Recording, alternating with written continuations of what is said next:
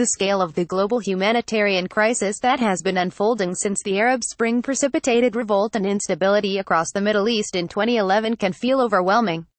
In the past few weeks alone, terrible stories have emerged of the brutal treatment of Rohingya Muslims, forced to flee Myanmar to grim camps in neighbouring Bangladesh.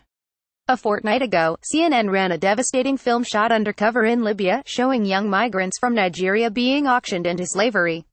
The sight of a market in human beings carries a weight that dwarfs other reporters' graphic accounts of the scale of the trade. The impact of the CNN report drew unflattering attention to the EU-backed program run by Libya to detain and repatriate migrants in order to prevent them attempting the Mediterranean crossing into Italy or Spain. This is an arrangement of convenience for Europe. It has led to migrants being held in wretched and degrading conditions that, in an unusual rebuke of the countries that pay a significant part of the costs, were condemned by the UN as inhuman. This week the EU met with members of the African Union in Addis Ababa. The EU has now signed up to a program to repatriate migrants rather than leaving the huge task to a country that is still in turmoil after the fall of Gaddafi, which was backed by the UK, France, and the US.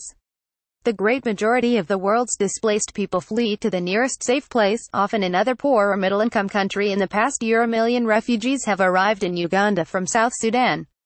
By far the largest part of the responsibility for those displaced around the Middle East has been borne by neighboring countries, in particular Turkey, Lebanon and Jordan.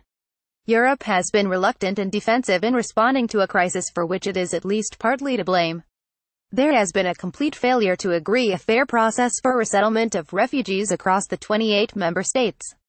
Greece and Italy have been left, for years now, to manage an unprecedented influx of desperate men, women and children. In an unparalleled international political vacuum, there has been little global leadership. Last year, the New York Declaration on Refugees and Migrants tried to lay the framework for a positive approach. It starts with recognizing realities. The forces that motivate young people to risk death in the hope of a better life need to be met not by the kind of resistance that ends up with thousands being penned up in a filthy Libyan detention center, but by opening up legal channels of migration. Migrants want to work, and they want to be able to send cash home.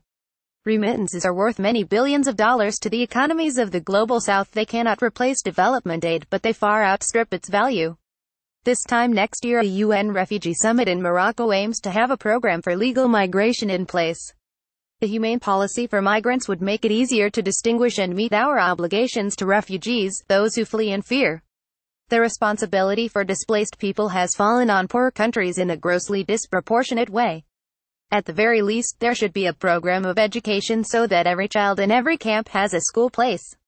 Internally displaced people need to be helped to find work, not always easy, and supported with direct cash payments that will go back into the local economy. But all of this depends on changing attitudes, above all moving away from the language of threat. Many people in the rich world want to, and do, support refugees, often in a more personal way than giving money. Canada's scheme, for example, of finding sponsors for 15,000 Syrian refugees was hugely oversubscribed. Fear often speaks with a powerful voice. But so can that other great human emotion, solidarity.